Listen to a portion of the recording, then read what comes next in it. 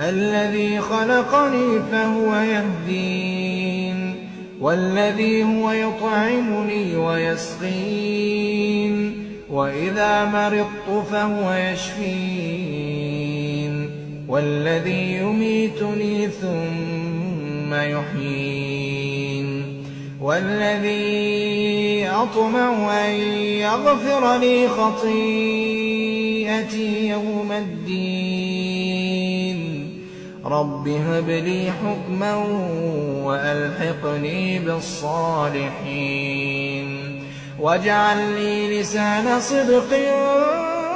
في الآخرين واجعلني من ورثة جنة النعيم واغفر لأبي